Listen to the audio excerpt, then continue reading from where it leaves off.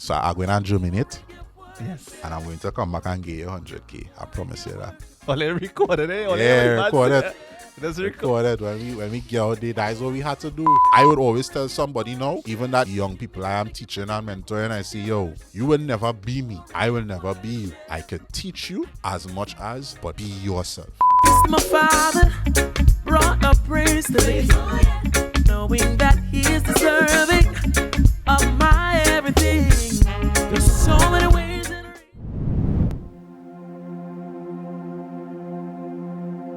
can I have your attention? Open the gate!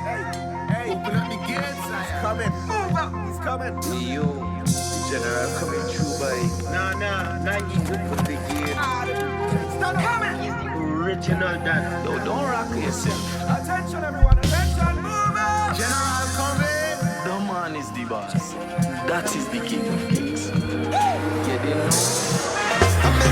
Open up the gates and let the king come in. Open up the gates and let his majesty come in. Purify one that we admire. Lamb of light to free us from our sins. Hey, open up the gates and let the king come in. Open up the gates and let his majesty come in. He holds the scepter, the kingdom is forever. I can feel worshipers gathering. I can say, open up the gates and let the king come in. Open up the gates and let his majesty come in. Nations tremble, enemies surrender to the one who births the kingdom from within. Tell me, who you know is greater than the Father and the Son and the Spirit, showing mercy without reason. Who you know is able to turn decades into days, who lives outside of time and changes seasons. Who else you know can grip the hearts of kings and make them bow down? Let my people go, you filthy heathen. Who else you know can tell a man to look into the valley, speak to dry bones and watch them get up breathing? So we cry, Yahweh, Prince of Peace, you give me rest. Yahweh, you the standard of holiness. Yahweh, you are worthy to be blessed, and your children cry, right on, right on. Yahweh, Prince of Peace, give me rest. Yahweh, you're the standard of holiness. Yahweh, forever worthy to be blessed, and your children cry, right on. Open up the gates and let the king come in. Open up the gates and let his majesty come in. Oh, refiner, cleanse us with your fire, so that we can boldly enter in. Hey, open up the gates and let the king come in. Open up the gates and let his majesty come in. Great defender, yes Lord, we surrender to the one who works the kingdom from within. Tell me, who else you know is Lord of an angel army? Who else you know is daily fighting for me? Who else you know turn bastards into family? He takes his love and make it a banner flying over me. Tell me, who else you know can prophesy the end from the beginning? Oh, who else you know can receive stripes and make the healing flow? Who else you know can declare yes when all the man say no? All these reasons make me love you so. So we cry, Yahweh, Prince of Peace, give me rest. Yahweh, you the standard of righteousness. Yahweh, forever worthy to be blessed, and your children cry, right on, right on. Yahweh, Prince of Peace, you give me rest. Yahweh, you are the standard of holiness. Yahweh, forever worthy to be blessed. Oh, open up the gates and let the king come in. Open up the gates and let his majesty come in. Purify one that we admire. Oh, oh, oh, open up the gates. Open up the gates. Open up the gates. Oh, you are welcome here. You are welcome here. Lord of the angel army. Lord of the angel army.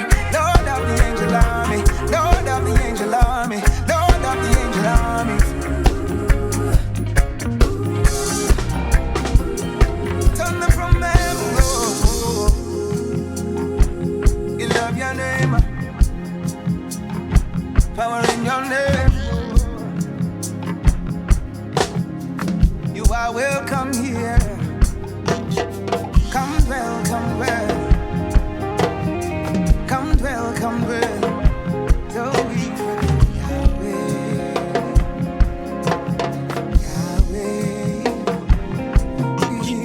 Yahweh,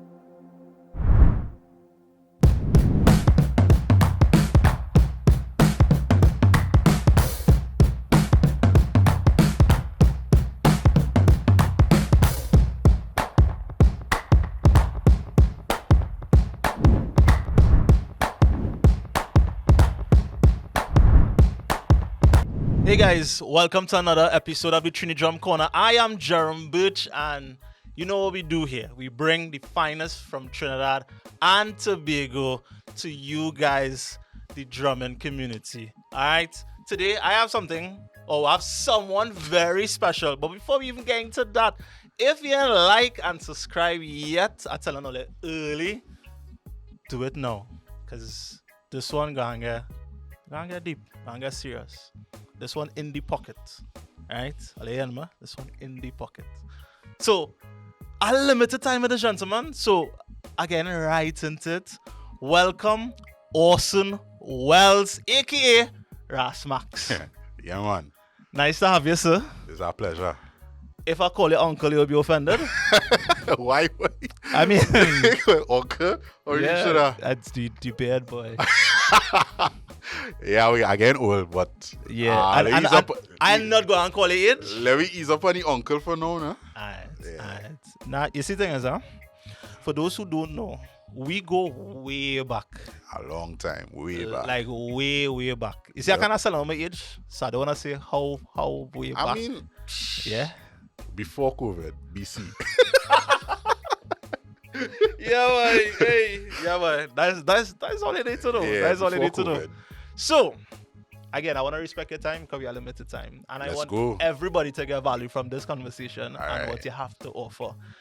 Orson Wells, why reggae?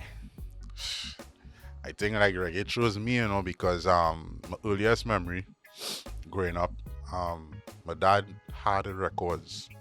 He had this sharp turntable, and I could remember on a Sunday he would play music now. But it's a vast range. But I think the one that I enjoyed the most because he used to start off with Daisy was there, and you go to Pussy Sledge, Eddie Lovett. Tell me if you know that any comments.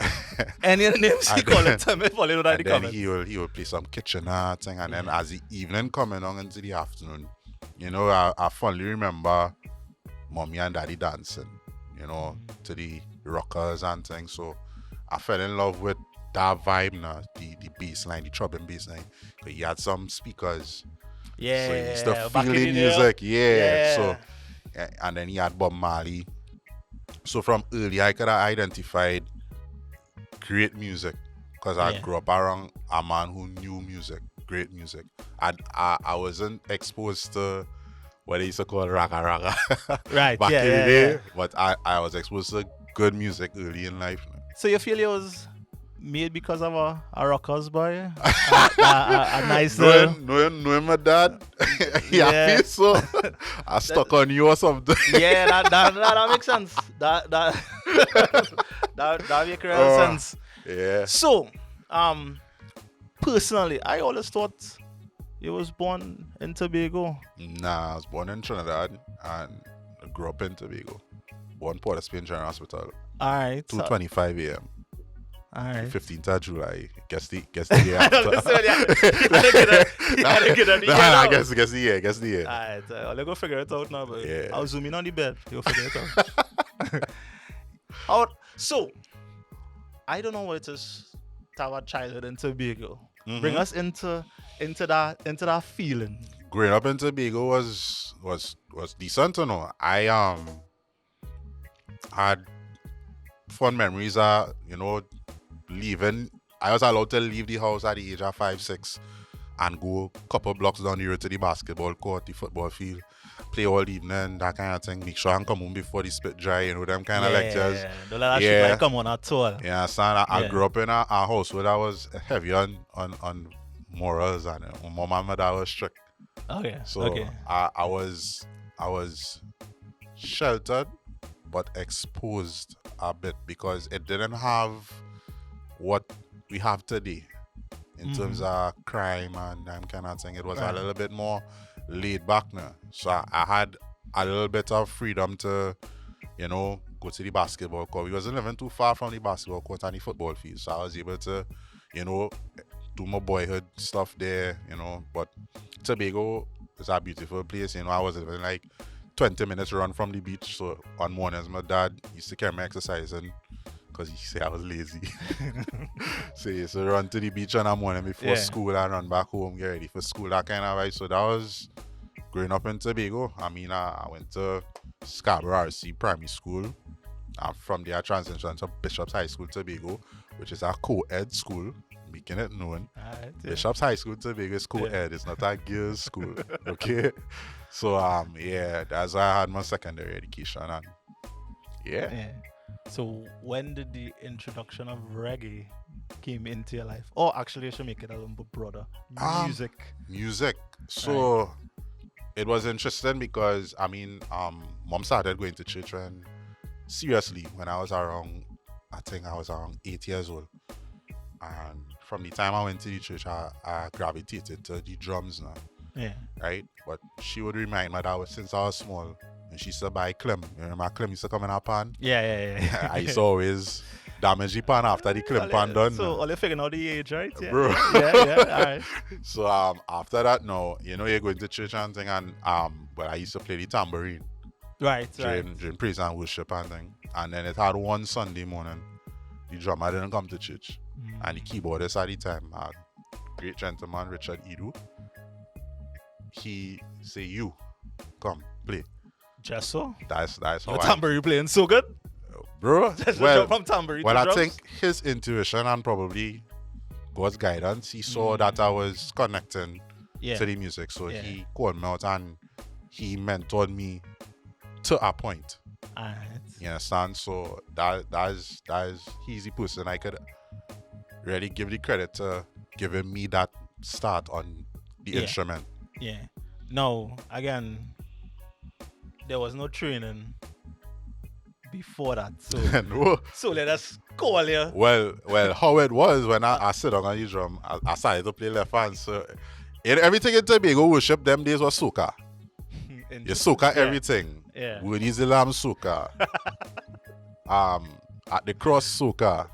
Amazing Grace soca. Bro.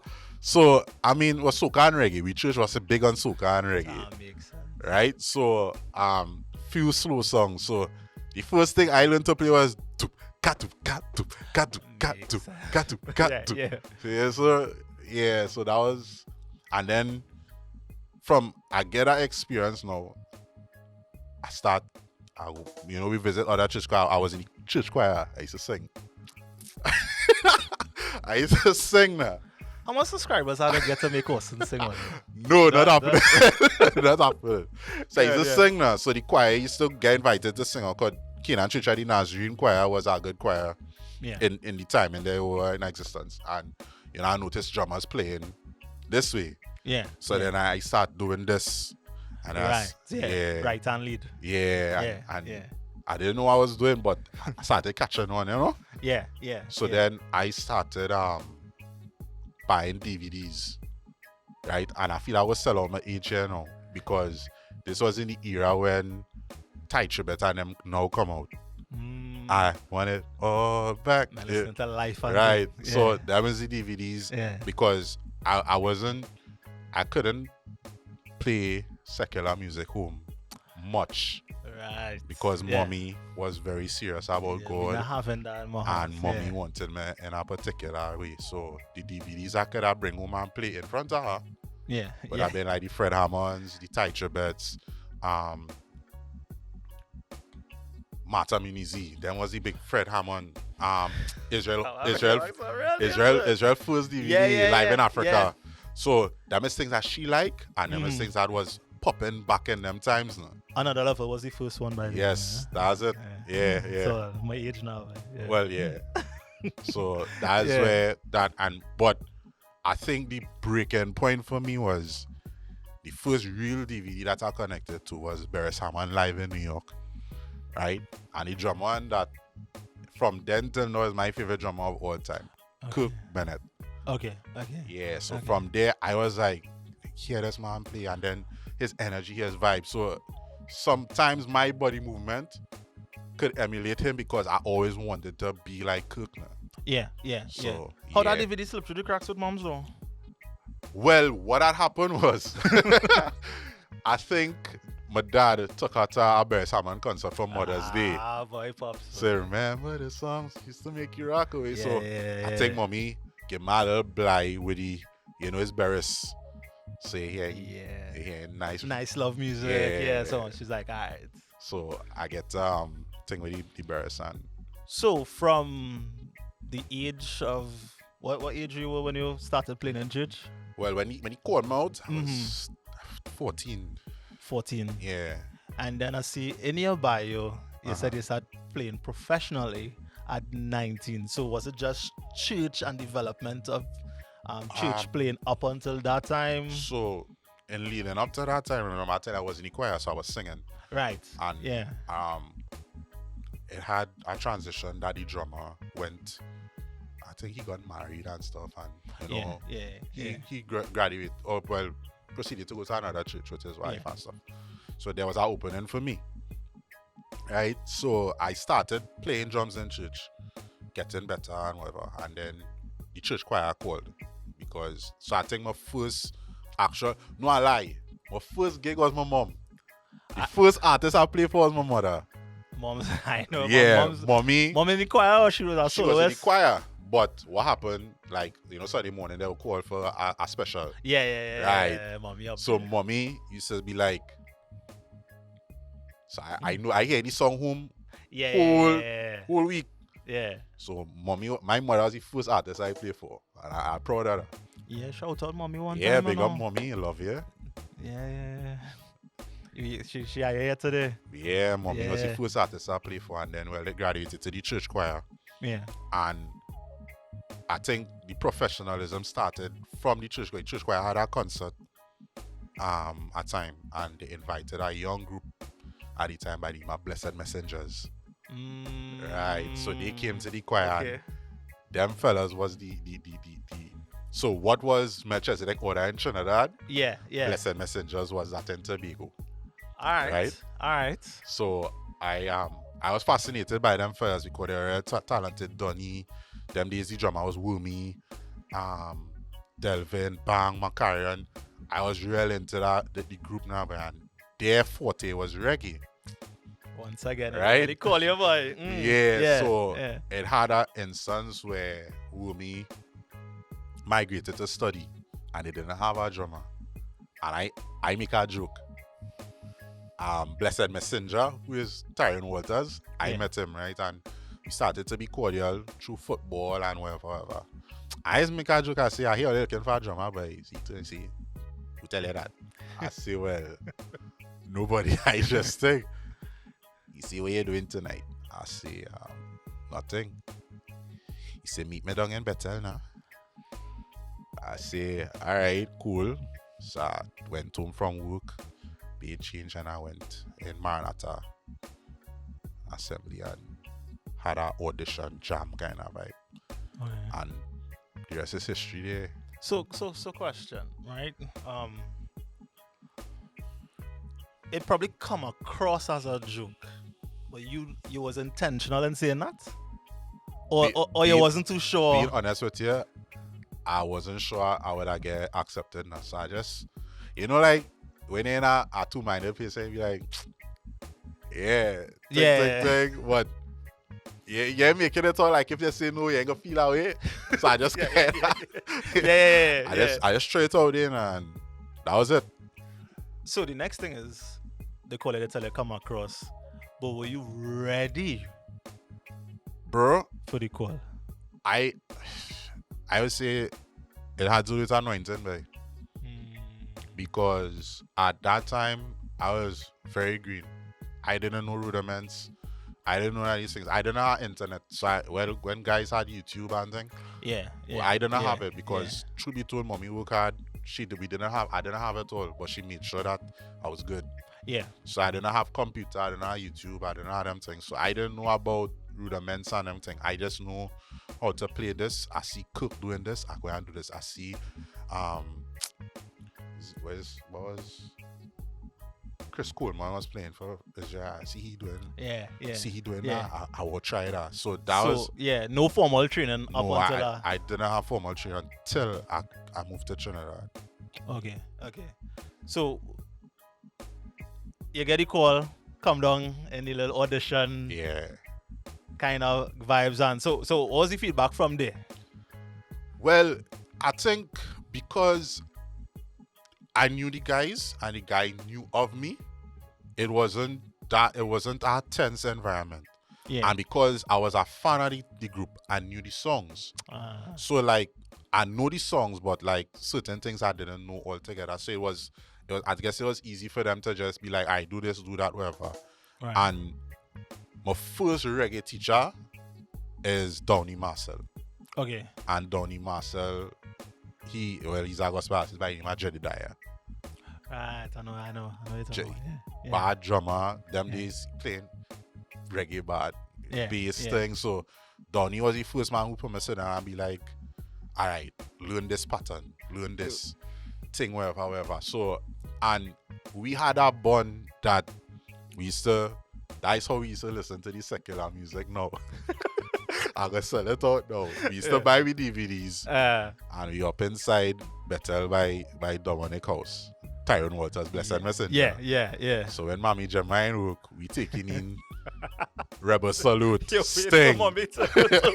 Rebel Salute, Sting. Yeah. All these shows we listening to Turbulence, Richie Spice, thing, and all the phrases he band doing and things. So that was my development there. DVDs. Yeah. You understand? DVDs. I couldn't handle Walkman.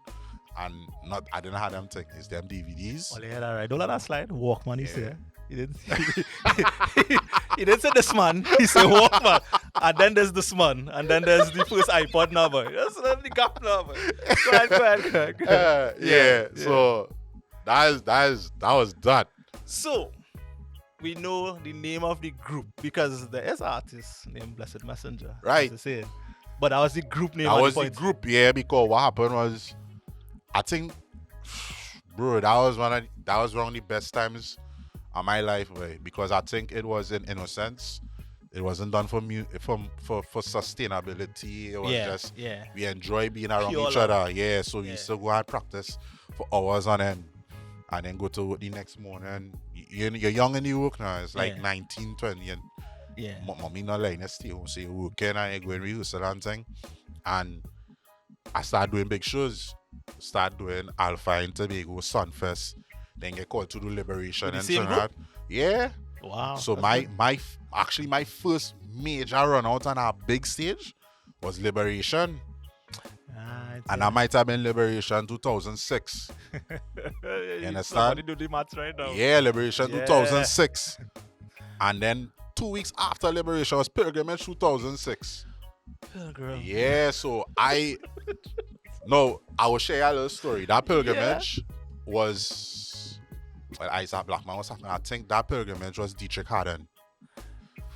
So Dietrich Houghton manager was standing behind us when we went to play. Now I'm talking to you and I'm starting to feel my hands get cold, bro. There's no blood in my hands. I have a little Zildjian stick bag, the cloth one. Right? I didn't have no snare then. I just had my stick bag. Yeah. And I opened my stick bag and thing. And we had a intro. Reggae. When we strike up, bro, I just started to see people from the hills start coming down to the front of the stage. Right. So we kind of like start the hypeness because we went on like 3:30, 4 the afternoon. Bro, I'm telling you, before the intro was done, 4 sticks fly out my hand. Oh my. Nerves. I am panicking. Nerves. So you survive. We had 15 minutes. The last pair hold on tight. So all these sticks on the stage. Just Go on, bro. nobody Stick- say, well, like, hold back a stick. Well, bro, after I finished playing, she walked up to me. She was like, "You didn't lose composure." She said, "But there are 2 more sticks." So Yeah. I was nervous, bro. But yo, great memories. So early. Big stage with the first band. And, Yeah, and boy. and so how did that move from Blessed Messengers to now playing for the Caribbean's, one of the Caribbean's biggest artists, Positive? Well, Blessed Messengers went through a transition where, Blessed Messenger, no, who is Tyrone Waters, he had to go to study in the US, wherever. And men would transition and doing different things. Bam started to get more busy with work, my career, and studying, so it was a space, there was a space. And it wasn't a very big space, but there was a space. Yeah. Within that space, I got a call. Hey, bro, I have an artist, and I want to start the band for me. Now, truth be told, I know the artist because we going to school together. Alright. Like he was he was 1 form below me now. So I was like, he said, yeah, I say, who that way? He said, Joel. I say, who Joel? Victory. I say, what? And around the same time, he had just dropped a song called Trust in Jesus. Yeah. And that song was real bad. Say, alright, cool. So I pulled together some of my friends. Should have been Earl Timothy at the time, Kashi Wilson on guitar, and Caden Chapman. It was a 4-piece band, and that's how that started. That is sorry. Yeah, that's how that started. Crazy. Yeah, and then Joel, well, Positive, his Bro, career. I'm gonna tell you Take off. something. His life, his career, our experiences, boy, that was the best season of my life. I should say period. That was the best period of my life because I remember when he was home by him. This time I moved to Trinidad now. Right, yeah. So he home by him and thing, and we just, we lie man thing. It was a Saturday. And he always had a radio playing in the house now. So he ain't already taking it over. And then we start to hear bow, da, da, da, da, da. See, Joel playing no thing. Dog, the song on the radio. Turn up the radio because they reach on Red 97, 96.7. Yeah. Never let go thing, whatever. And he got a lot of calls to do stuff, Plenty of them was sold because the band wasn't that established as yet. So I would tag along with him because that was my boy. Yeah. And the first big event we get to do with Never Let Go, and that would have been, there was launching Synergy by Pastor Coffee Church by, and we do Never Let Go and thing on there, and everybody was Yeah, so yeah. it was like, that's, and from there, Positive took off. We didn't even have a name for the band yet. The name came like some months after he came up with the name Signature Band. He came up with the name actually. Yeah. And that was how to say it, your rise to fame. Fame, right? Yeah. I would say, well, I grew up watching you.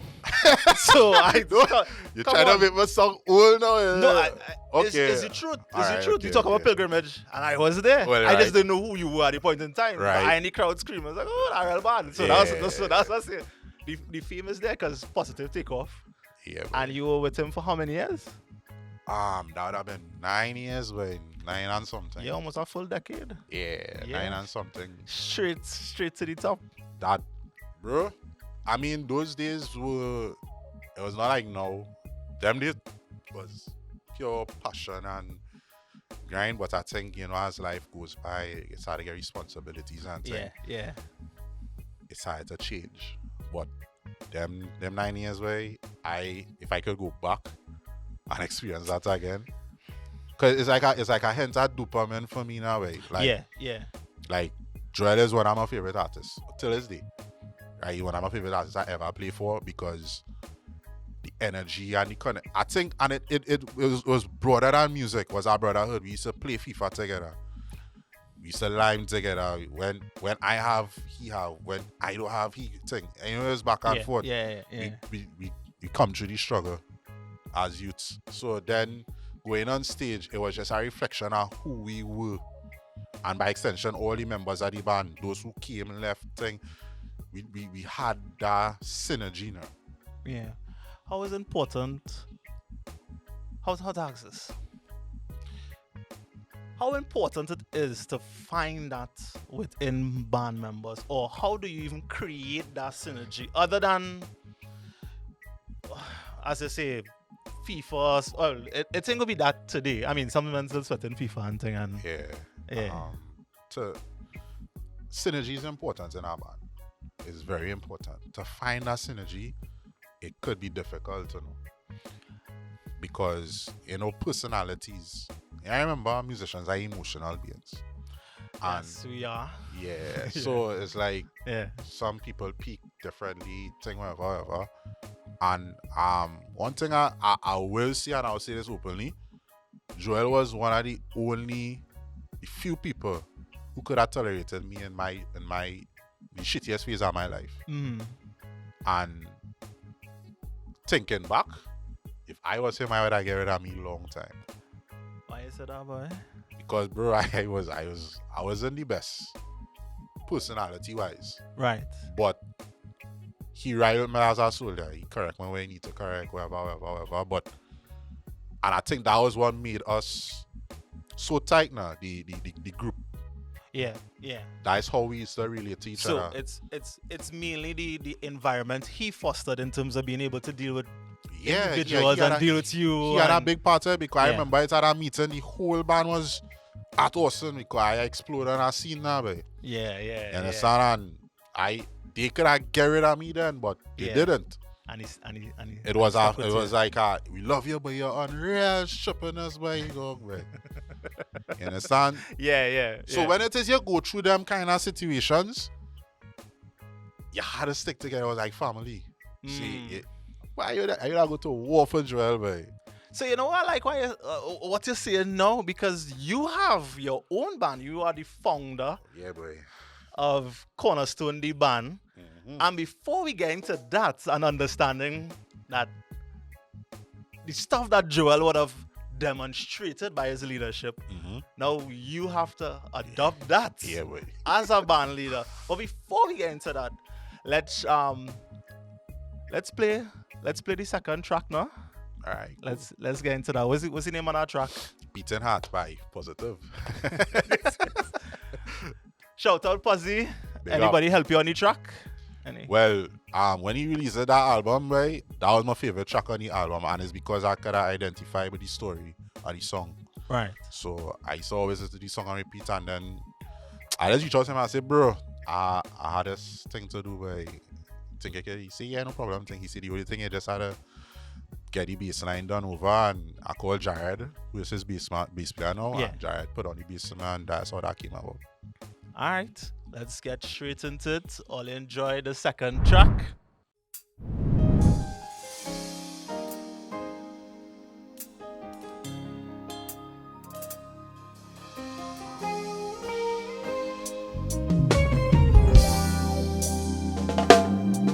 People watch you every day, you smile and feel say everything is alright. They watch your clothes, watch the car you drive, but cannot live for one day in your life. I could remember the years we suffer. October morning when I buried mama, she used to say, son, you won't live forevermore. But this one thing, because of your beating heart, your purpose will never die. Because you've got life. Every beat and take me to my destination. Whoa, oh, oh, oh. Once my heart still beats, I would be the one that always tries. See, my life is incomplete if I'm not the one to make God smile. Yeah. Like the flowers that bloom in the springtime, I feel a newness down in my inside. It keeps us going on, yeah. On and on like a beating heart. People watch you every day you move. From shades of joy to the frequent blues. They lend a smile but won't lend a hand. When you see that you have to know just where you stand, yeah. We still have one, no the pressure, no. God never could have failed me, so we can't give up.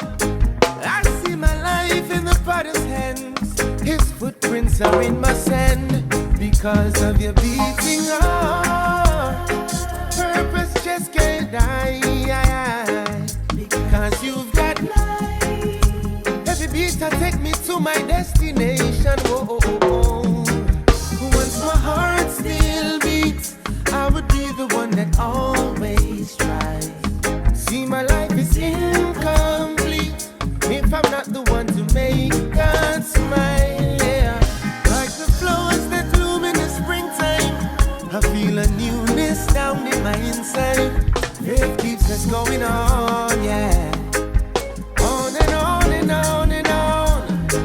Look how much time we have cry out to God. Sometimes it feels like Him not here, but I said He have good care. Every morning at me see a sunrise, I know my purpose awaits. Yeah.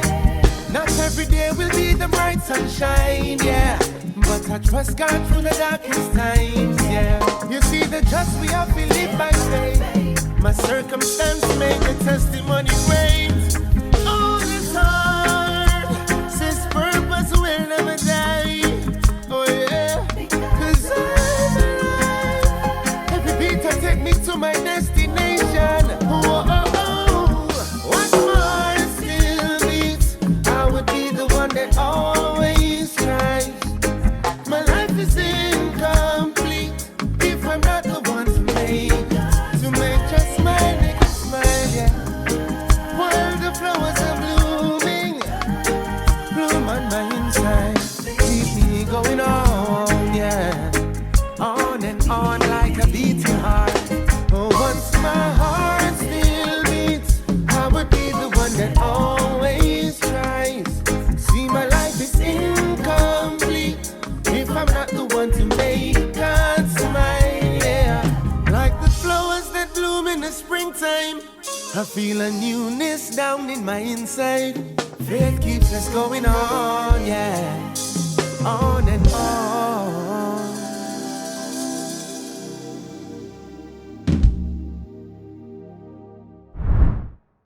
Throughout the years, in terms of being on these stages, getting mentorship, being in a band like Signature, how did you decide that here's what, this is what I'm going to focus on? I mean, I've grown up on around the music, right? I mean, Trinidad and Tobago is the soca island. Yeah. Right? So before, because we had to talk about Kornerstone, because we coming Yeah. back to that. But we are the land of soca, calypso. But reggae call you in amongst this. And it's like, how you struggling saying, hey, boy, I gotta go in now. Or did you struggle and still delve into the soca a little bit? To be honest with you, I wanted to be like Kitchen Animal, boy. Everybody. I wanted to play soca. Yeah. But I had to credit Donnie Mason, who mentored me for a great majority of my musical career. I wanted to quit. And this was around the time when we both was in Divine Echoes. I wanted to quit because I think I was sharing with you sometime. There was a period where I felt all the men was excelling and I was getting left behind because I couldn't understand what the men was doing. That is when gospel chops come heavy now, boy. Yeah, boy. And you blazing. You remember we used to have these sheds lunchtime. Yeah. And everybody blazing and I just did and I don't know what to do. Because I didn't understand the fundamentals of, all right, it's patterns put together, whatever. What you I mean, thought it was boy? just throw your hand in the air and we feel like you just don't care. No, now with David Richards are wrong and Right. and so the then great teachers are among so then us. what I could say is David was teaching me. Yeah. But I think David was teaching me thinking that I understood to this level. Yeah. And it kind of put me in the mental space where, well, nah, but I can't catch this way.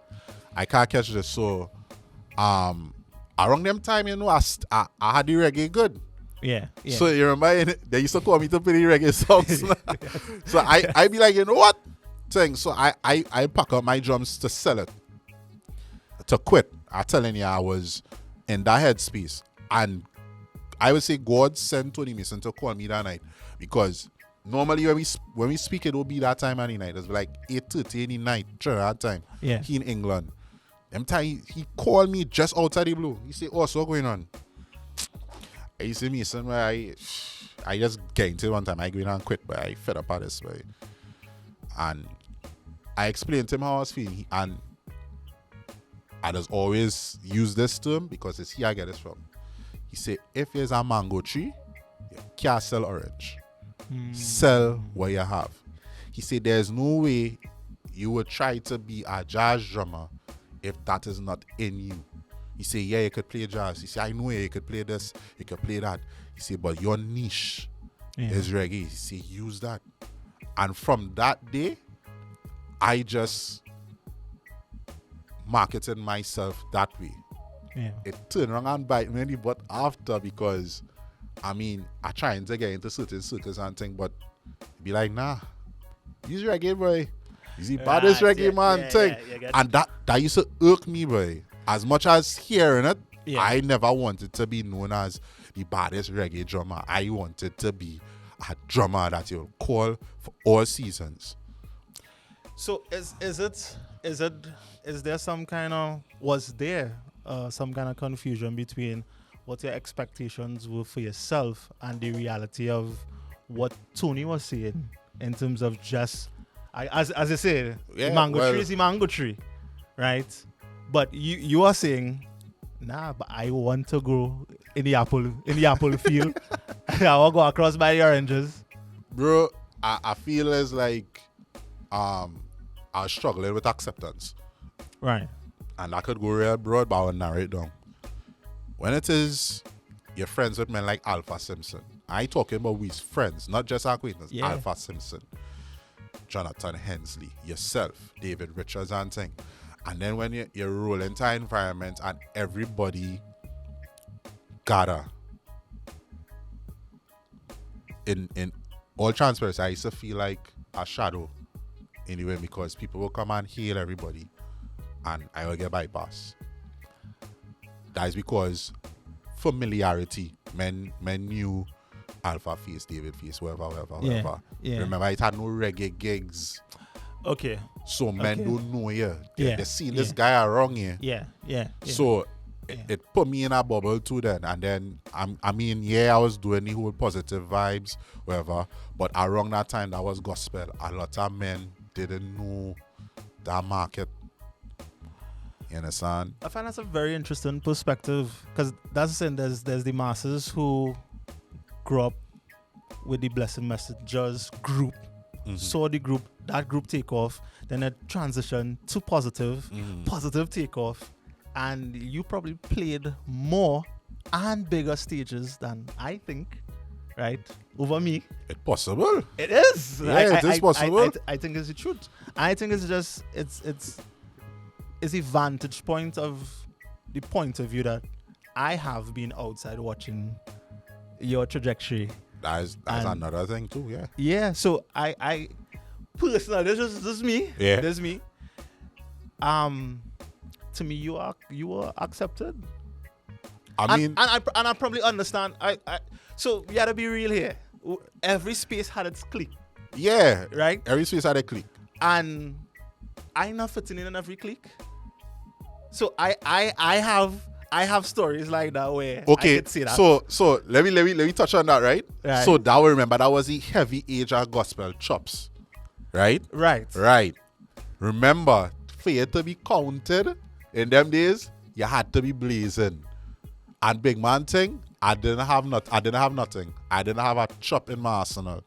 I try all how, But so remember, I used to have all these sheds from Drummerville, whatever. Yeah, I was part of the Drummerville committee, but I was organizing. You never see me trying to chop.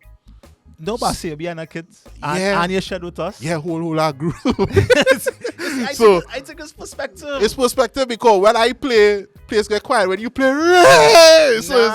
yes, bro.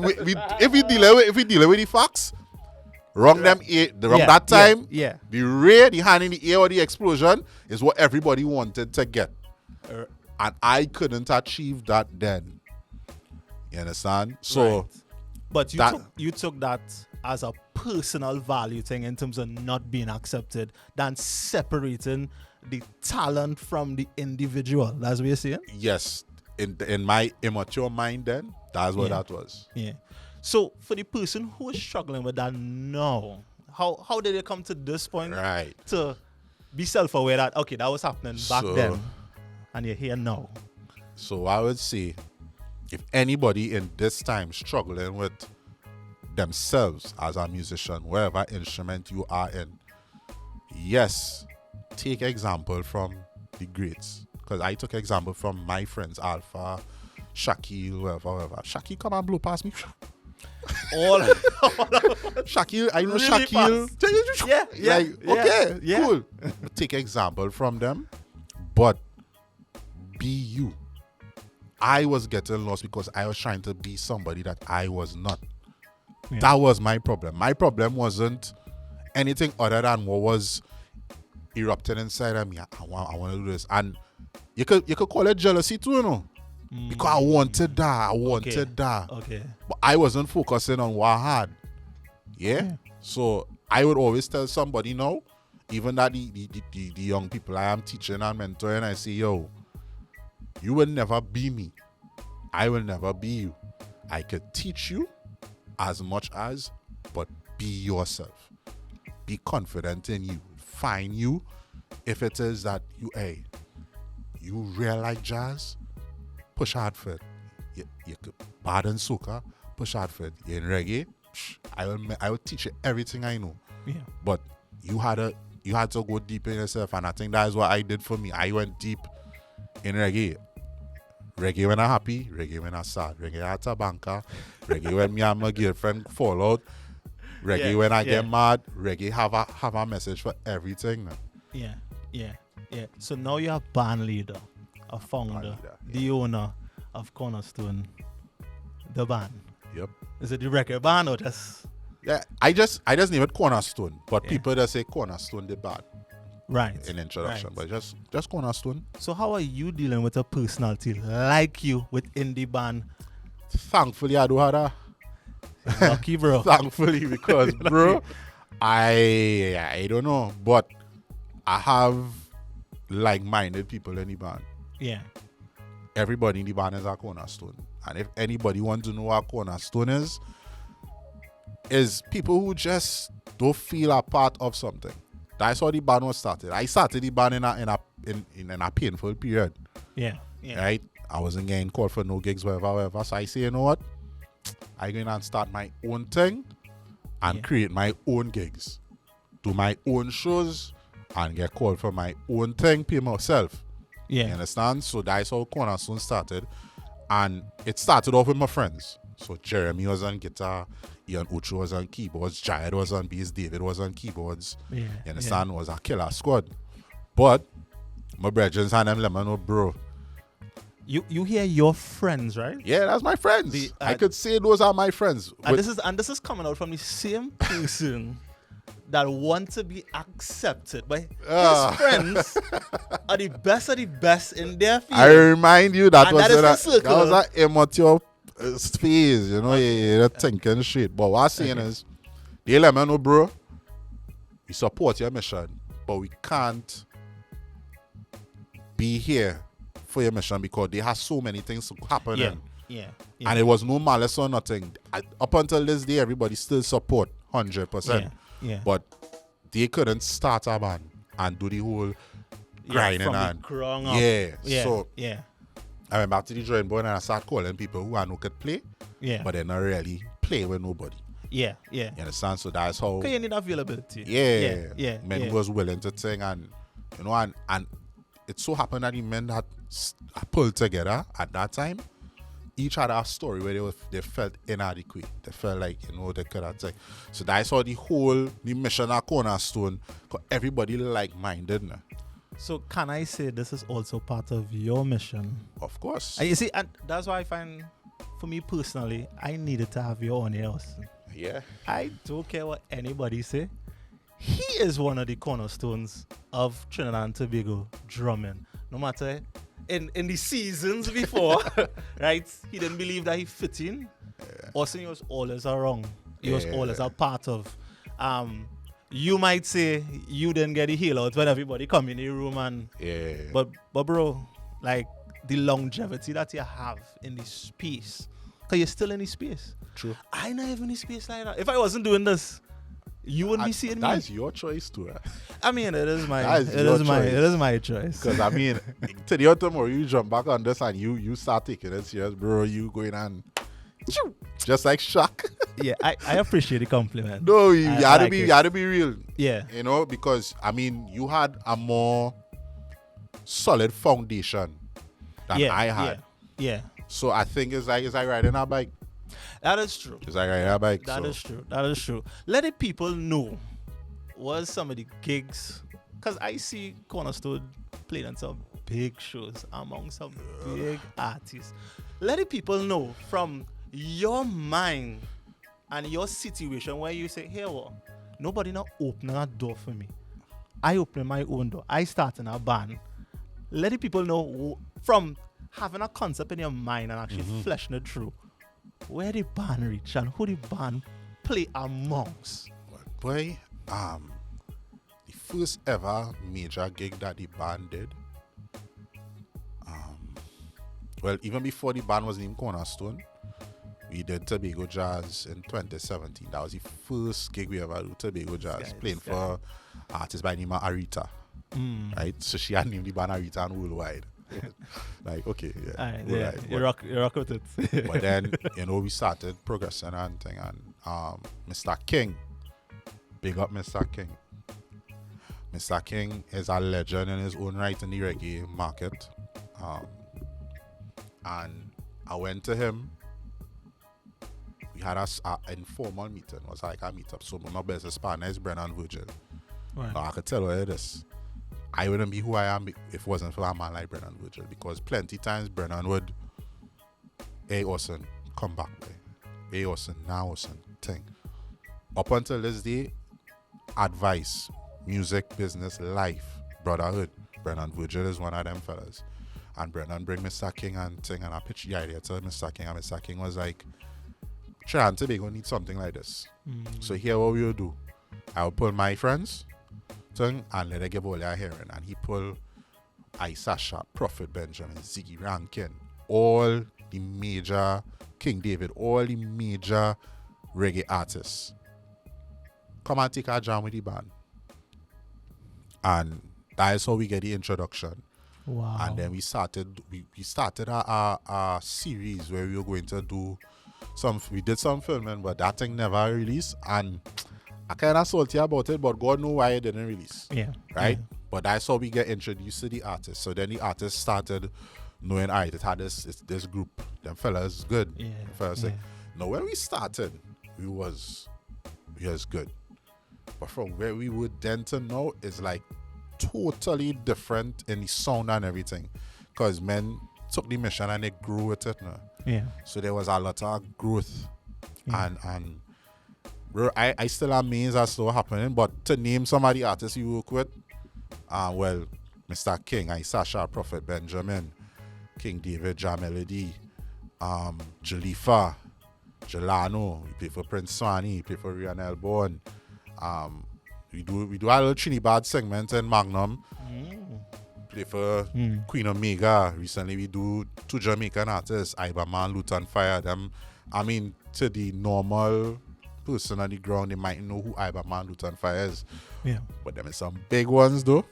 Yes. Them is some big ones. Yes. And they appreciated us. Like after we came off stage in the show, Luton Fire walked out to me say, yo, all it sound like a calypso band. He say, all it don't sound like a calypso band. He say, I wasn't expecting this. Yeah. And he told me, he said, whatever it is you're doing, keep doing it. And I just had to tell him, I look into all it. I pattern in all this. Yeah. I watching all you're doing and I want to do that. Yeah. So, and you know, you develop relationships over the years, you know. Queen Omega, one of the biggest gems we have in Trinidad and Tobago that I don't think people understand what we have here. She fell in love with us, gave us opportunities, and you know, that we have some we have some artists we going and play for coming up. Well, by the time this air, we might play for them already. Who knows? But bro, come with it, bro. We have some stuff in the pipeline, and I'm real excited about it. But at the same time, I was trying to stay grounded because it's easy to get your head swell out here. Yeah, especially when people singing praises to you and thing, it could easily turn and say, "By is it?" But I just always try to remember the guys in the band, remind them that they say I'm a drill master and I'm a Debbie Downer because we singing good now, we ain't singing good. Look at you. We ain't ready. Yeah. We not ready because because reggae is our language and we don't fully understand it. It has some plenty things as a drummer. I ain't get as yet. So pause right there, because you had to let the people know, because of our time constraints today, we unable to go into like a little teaching segment where we're going to break down some of the, you know, the basics in the reggae, the feel, the approach. And I'll take this time to say, you all had to get this episode some love. All you had to get this episode some love. All you had to get Orson followers up. We had to get some more subscribers on this side of the fence, because I had to get Orson back on. We had to get into this reggae conversation. Yeah. Hopefully I got some clips, right? You understand? we gonna show you like literally what you can do when you put your mindset. It doesn't matter if you don't think you're accepted in a particular circle. You could do what Orson did for himself and pave or charter his own way to success. And he's actually doing it now. Let the people know where they could find you, Orson, on all social, so we could support you in that way. Socials, RasMax 85. Yeah. On Instagram. Oh yeah, he used to be a Rasta. I'll pop that picture for you to see. Yeah, but he fly the jet recently. My waves popping. So, yeah. Is it Baba name again? Ras, big up Ras. Yeah, true. So big up Ras. 5 River Junction. Yeah. Don't know. Yeah. RasMax 85 on Instagram. Facebook is RasMax Wells. Yeah. TikTok as well. I can't remember now. Now we go sort it out. We had to follow Kornerstone where they have Kornerstone everything. Kornerstone on Instagram, TikTok, Facebook. Yeah. So let me know right now in the comments. We want another reggae session with Orson RasMax Wells. All you put it in the comments. Get the likes up, get the subscribing up, press that notification, press the button, do everything that you're supposed to do, because again, this is what Trinidad Drum Corner is about. We support them, we own, and we getting them on the map. And I want to say something. Like, I had to salute you for doing the things that you're doing, because you're giving a voice to not just me, but to other drummers, young, seasoned, inexperienced, I like to come and share, come and think, so people could take notice, because it's platforms like these that creates avenues for drummers, for musicians. And I salute you for your sacrifice, your time. And I think we need corporate Trinidad to get involved in this, because for you to be doing all this work for free, ain't that right? I see how much time we take to set up this and thing. And all right, so corporate Trinidad, we need to sow into the culture. We need to sow into our musicians, our creatives, not just on the music side of things. We have to, the artists, the cooks, everybody that makes things happen for events. Yeah. We need to, sow into them, and we need to sow into Trini Drum Corner, Jerome Birch, the team. Salute to you guys. Well, He said it. He said it. I mean, I need it. So when Kornerstone on the top, they could be one of the sponsors. Send a 100K. For sure. Send a 100K, but we for normal, because, you know. For sure. I They're mean, top now, boy. we trying, we tough. aspiring to get, up there. So that 100K would be nothing for me to, say, Jerome, thanks, bro. And I honestly think that this is a seed you sowing into my life to propel now. Yes. Yeah, so Yes. I am in. That's my hope. Yeah, so I'm going to germinate. Yes. And I'm going to come back and give you 100K. I promise you that. Well, it recorded, eh? Recorded. That's recorded. Recorded. When we get out there, that is what we had to do. That is what make the thing reach where it's supposed to go. Brother. Yeah, man. Because I love you, my Trini Drum Corner family, I'll let him play us out with one more track. Tell him about the track, and I'll leave you to it. Well, this track is by my brethren from Antigua/Jamaica, John Mark Wigan. I really love this youth. I love his music, and I just really enjoyed this song on his album. Check him out, John Mark Wigan, on all socials, iTunes, everything. Reggae Worship.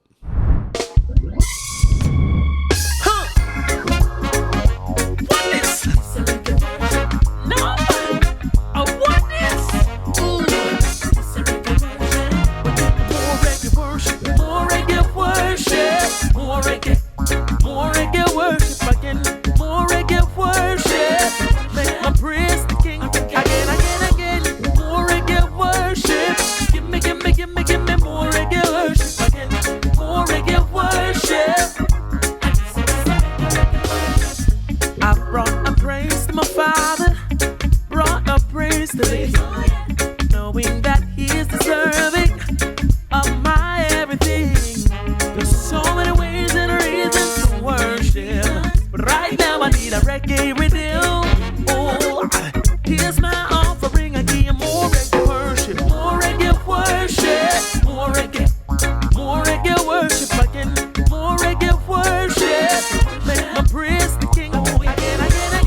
More reggae worship. Give me more reggae worship again, more reggae worship. If you know that this music belongs to the Lord, let me see your hands up. If you know reggae music belongs to the Lord, let me see your hands up. Give me the beat, give me the mic, give me the floor, give me the right. You get the praise to see you live, what to be like, I to be like. Give me the pen and you memorize everything, will make it a line, yeah. Give me more reggae worship, more reggae worship, more reggae worship again, more reggae worship. Make my praise the King again. More reggae worship. Give me the more reggae worship again. More reggae worship. I just reggae. Well, I still lift up your praises. Lift up your praises. I lift up your praises. Push them up. Hands. Wave your hand down. Wave